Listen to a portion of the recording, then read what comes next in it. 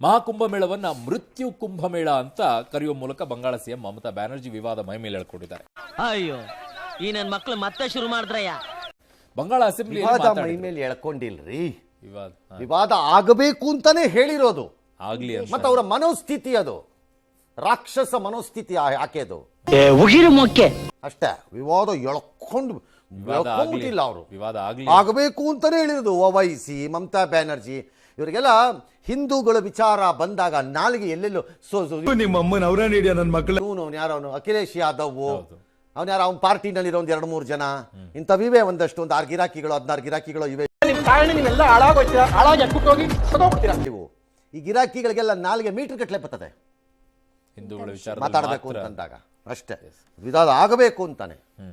ಕಾಲ್ತುಳಿತದಲ್ಲಿ ಮೃತಪಟ್ಟ ಬೆಂಗಾಲಿಗಳ ಶವವನ್ನ ಮರಣೋತ್ತರ ಪರೀಕ್ಷೆ ಕೂಡ ಮಾಡಲಿಲ್ವಂತೆ, ಹಂಗೆ ಕಳಿಸಿಕೊಟ್ಬಿಟ್ರು ಅನ್ನೋದು ಆರೋಪ ಅವರದು. ದೇಶವನ್ನು ವಿಭಜಿಸಲು ಧರ್ಮವನ್ನ ಯೋಗಿ ಸರ್ಕಾರ ಮಾರಾಟ ಮಾಡ್ತಾ ಇದೆ ಅಂತ ಅವರ ವಾಗ್ದಾಳಿ. ಕುಂಭಮೇಳದಲ್ಲಿ ಬಡವರಿಗೆ ಕನಿಷ್ಠ ಸವಲತ್ತು ಕೂಡ ಸಿಗಲಿಲ್ಲ, ಬರೀ ವಿಐಪಿಗಳಿಗೆ ಕೊಟ್ಟಿದ್ದಾರೆ ಅಂತ ಅವರ ಆರೋಪ. ಸೊ ಇನ್ನು ಈಗ ದೀದಿ ಹೇಳಿಕೆಯಿಂದ ಹಿಂದೂಗಳ ಧಾರ್ಮಿಕ ನಂಬಿಕೆ ಕಲ್ಪಿಸದೆ ಓವರ್ ಹೈಪ್ ಮಾಡಿದ್ದಾರೆ ಕುಂಭಮೇಳ ಅಂತ.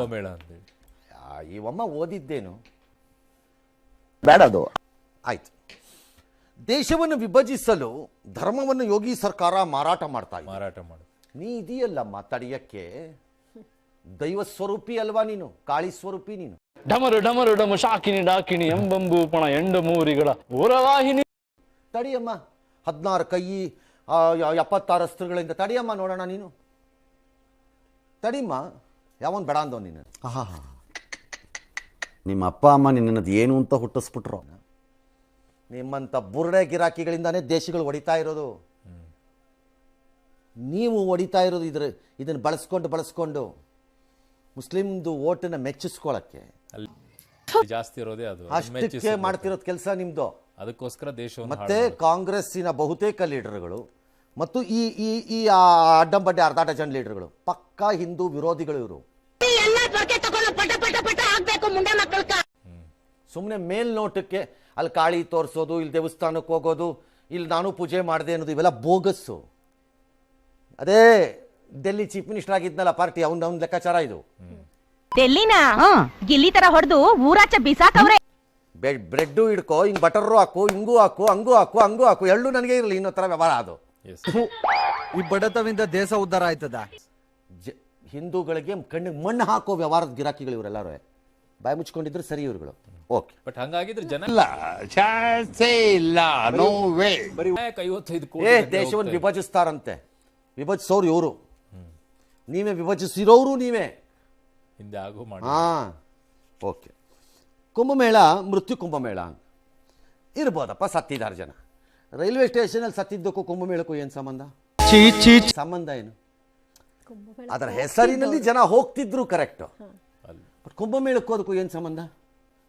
ಭಾಳ ಜನ ಹೇಳ್ತಿದ್ದಾರೆ ಕುಂಭಮೇಳ ಆಯಿತು. ಈ ಒಮ್ಮನ ಪ್ರಕಾರ ಆ ಕುಂಭಮೇಳ ಮೃತ್ಯು ಕುಂಭಮೇಳನೇ ಇಟ್ಕೊಳ್ಳೋಣ. ಎಷ್ಟು ದಿನಪ್ಪ ಅದು ಎಂಡಾಗ್ಬಿಡ್ತಪ್ಪ 26ನೇ ತಾರೀಕು.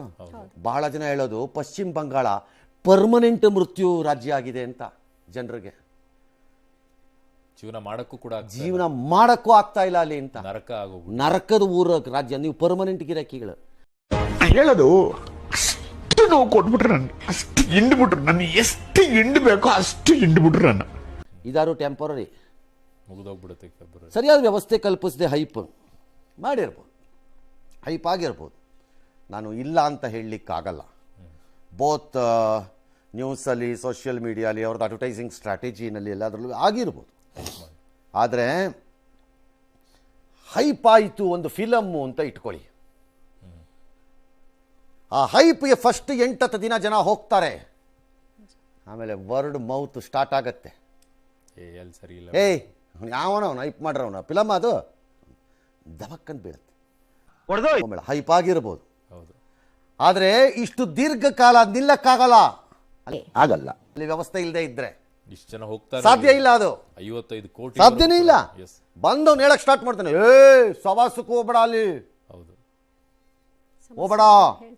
ಅಯ್ಯಪ್ಪ ನಾನು ಹೋಗಿ ನರ್ಕ ನೋಡ್ಕೊಂಡ್ ಬಂದ್ಬಿಟ್ಟೆಪ್ಪ, ಬೇಡ ಕಣೆ ಹೋಗ್ಬೇಡ ಕಣೆ ಅಂತ ಹೇಳ್ಕೊಂಡು ಸ್ಟಾರ್ಟ್ ಮಾಡ್ತಾರೆ. ಯಾರು ಹೋಗಲ್ಲ, ಹಂಗೆ ಹೇಳೇ ಇಲ್ಲ. ಯಾರು ಹೇಳಿರೋದು? ಜನ ಹೇಳಬೇಕಲ್ಲಿ ವ್ಯವಸ್ಥೆ ಹೆಂಗಿದೆ ಅಂತ. ನನಗಿಲ್ಲಿವರೆಗೂ ನನಗಂತೂ ಈಗ ಒಂಥರ ಅವಮಾನ ಸ್ಥಿತಿ ಬಂದುಬಿಟ್ಟಿದೆ. ಕುಂಭಮೇಳಕ್ಕೆ ಹೋಗಿಲ್ವಾ ಸರ್ ಅಂತಾರೆ, ನಮಗೆ ಅಂತಾರೆ ಬಂದು